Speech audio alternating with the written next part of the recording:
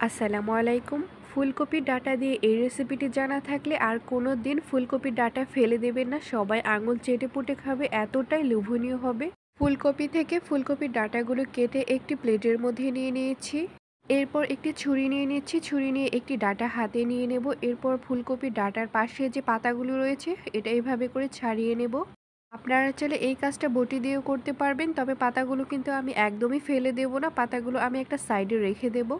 ফুলকপির ডাঁটাটাকে প্লেটের মধ্যে রেখে একটি ছুরির সাহায্যে এভাবে করে কোনা করে কেটে নিচ্ছি অথবা ডিজাইন করে কেটে নিচ্ছি, আপনারা যেটাই বলেন। এইভাবে করে সবগুলো ফুলকপির ডাঁটা থেকে পাতা ছাড়িয়ে নিয়ে এরপর ডিজাইন করে কেটে নেব। আমি জাস্ট একটু কোনা করে কেটে নিয়েছি, এতে কিন্তু দেখতেও অনেকটা সুন্দর লাগবে। ঠিক এইভাবে করে সবগুলো ফুলকপির ডাঁটা ডিজাইন করে কেটে নেব। ফুলকপির সবগুলো ডাঁটা কেটে নেওয়া হয়ে গেছে, দেখতেই পাচ্ছেন কেটে নেওয়ার পর ঠিক কতটা সুন্দর লাগছে। আর পাতাগুলো কেটেও কিন্তু আমি একটা সাইডে রেখে দিয়েছি। পাতাগুলো একদমই কিন্তু ফেলে দেওয়া যাবে না, এই পাতাগুলো দিয়েও কিন্তু রান্না করা হবে।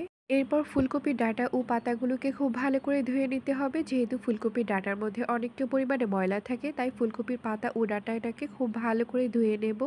ফুলকপির ডাঁটা ও পাতাগুলোকে খুব ভালো করে পানি দিয়ে ধুয়ে নিয়েছি। এখন এই ফুলকপির ডাঁটা ও পাতাগুলোকে রান্না করে নেওয়ার জন্য চুলায় একটি প্যান বসিয়ে দিয়েছি। প্যানের মধ্যে দিয়ে দিচ্ছি 1/3 কাপ রান্না করা রেগুলার সাদা তেলটা।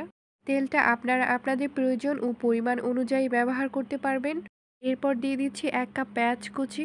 চুলার আঁচটা মিডিয়াম হিটে রেখে পেঁয়াজ কুচিগুলোকে হালকা করে ভেজে নেব। পেঁয়াজ কুচিগুলোকে হালকা করে ভেজে নেওয়া হয়ে গেছে। এরপর দিয়ে দিচ্ছি 1 চামচ হলুদের গুঁড়া, 1 চামচ মরিচের গুঁড়া, 1 চামচ ধনিয়ার গুঁড়া, 1 চামচ জিরার গুঁড়া। এরপর দিয়ে দিচ্ছি 1 চামচ আদা বাটা ও রসুন বাটা। এরপর স্প্যাচুলারের সাহায্যে মশলাগুলোকে খুব ভালো করে নেড়েচেড়ে দেব। স্প্যাচুলারের সাহায্যে মশলাগুলোকে খুব ভালো করে মিশিয়ে নেওয়ার পর এরপর দিয়ে দিচ্ছি লবণ। আমি এইখানে 1 চামচ লবণ ব্যবহার করেছি, বাকিটা লবণ পরে ব্যবহার করব। আপনারা আপনাদের পরিমাণ অনুযায়ী লবণটা ব্যবহার করবেন। এরপর দিয়ে দিচ্ছি 1 কাপ ধনেপাতা কুচি। ছোট সাইজের 5 থেকে 6টি কাঁচামরিচ মাঝখান দিয়ে কেটে দিয়েছি। ঝালের পরিমাণটা আপনারা আপনাদের ইচ্ছে অনুযায়ী দিতে পারবেন। এরপর স্প্যাচুলারের সাহায্যে সবগুলো মশলাকে খুব ভালো করে নেড়েচেড়ে মিশিয়ে নেব। মশলাগুলোকে খুব ভালো করে নেড়েচেড়ে মিশিয়ে নেওয়ার পর এরপর পরিমাণ মতো পানি দিয়ে দিচ্ছি। খুব বেশি পরিমাণে পানি ব্যবহার করা যাবে না মশলাগুলোকে কষিয়ে নেওয়ার জন্য। আমি খুবই সামান্য পরিমাণে পানি দিয়েছি মশলাগুলোকে কষিয়ে নেওয়ার জন্য। এরপর স্প্যাচুলারের সাহায্যে খুব ভালো করে নেড়েচেড়ে দেব। নেড়েচেড়ে দেওয়া হয়ে গেলে ঢাকনা দিয়ে দেব মশলাগুলোকে কষিয়ে নেওয়ার জন্য।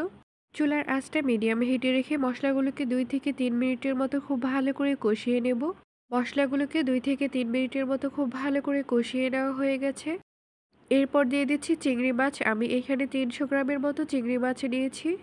চিংড়ি মাছগুলোকে কেটে খুব ভালো করে ধুয়ে এরপর মশলাগুলোর মধ্যে দিয়ে দিয়েছি। এরপর স্প্যাচুলারের সাহায্যে মশলাগুলোর মধ্যে চিংড়ি মাছগুলো নেড়েচেড়ে খুব ভালো করে মিশিয়ে নেব। চিংড়ি মাছগুলোকে নেড়েচেড়ে মশলাগুলোর মধ্যে খুব ভালো করে মিশিয়ে নেওয়ার পর এরপর যে আমরা ফুলকপির ডাঁটাগুলো কেটে রেখেছিলাম সেই ফুলকপির ডাঁটাগুলো এর মধ্যে দিয়ে দেব। এখন আমরা শুধু ফুলকপির ডাঁটাগুলো দিয়ে দিচ্ছি, পাতাগুলো দেব না। পাতাগুলো পরে আমরা দিয়ে দেব, কারণ ফুলকপির ডাঁটাগুলো সেদ্ধ হতে অনেকটা সময় বেশি লাগে। ফুলকপির ডাঁটাগুলো দিয়ে দেওয়ার পর এরপর চিংড়ি মাছ ও মশলাগুলোর মধ্যে খুব ভালো করে নেড়েচেড়ে মিশিয়ে নেব। খুব ভালো করে নেড়েচেড়ে মিশিয়ে নেওয়ার পর এরপর ঢাকনা দিয়ে দিচ্ছি। ঢাকনা দিয়ে চুলার আঁচটা মিডিয়াম হিটে রেখে এই ফুলকপির ডাঁটা ও চিংড়ি মাছ থেকে 10 থেকে 15 মিনিটের মতো খুব ভালো করে সিদ্ধ করে নেব। 10 থেকে 15 মিনিটের মতো খুব ভালো করে সিদ্ধ করে নেওয়া হয়ে গেছে বা কষিয়ে নেওয়া হয়ে গেছে। এরপর স্প্যাচুলারের সাহায্যে খুব ভালো করে নেড়েচেড়ে দেব। নেড়েচেড়ে দেওয়া হয়ে গেলে এরপর যে ফুলকপির পাতাটা ছিল সেই পাতাটা এর মধ্যে দিয়ে দিচ্ছি। যেহেতু ফুলকপির পাতাটা সিদ্ধ হতে খুবই কম সময় লাগে, এর জন্য আমি পরে দিয়ে দিচ্ছি। এরপর স্প্যাচুলারের সাহায্যে খুব ভালো করে নেড়েচেড়ে মিশিয়ে নেব। স্প্যাচুলারের সাহায্যে খুব ভালো করে নেড়েচেড়ে মিশিয়ে নেওয়ার পর ঢাকনা দিয়ে দিচ্ছি। ঢাকনা দিয়ে চুলার আঁচটা মিডিয়াম হিটে রেখে 5 থেকে 7 মিনিটের মতো রান্না করে নেব। 5 থেকে 7 মিনিটের মতো খুব ভালো করে রান্না করে নেওয়ার পর ঢাকনাটা খুলে নিচ্ছি। এরপর স্প্যাচুলারের সাহায্যে খুব ভালো করে নেড়েচেড়ে দেব। এরপর দিয়ে দিচ্ছি পরিমাণ মতো পানি। খুব বেশি পরিমাণে পানি দেওয়া যাবে না, জাস্ট ডাঁটাগুলো খুব ভালো করে সিদ্ধ হওয়ার জন্য পানিটা দিতে হবে।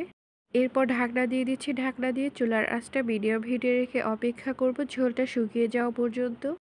যখন দেখতে পারবেন যে ঝোলটা এরকম শুকিয়ে এসেছে, ঠিক তখনই ঢাকনাটা খুলে নেব। এরপর স্প্যাচুলারের সাহায্যে 2 থেকে 3 মিনিটের মতো খুব ভালো করে নেড়েচেড়ে নেব।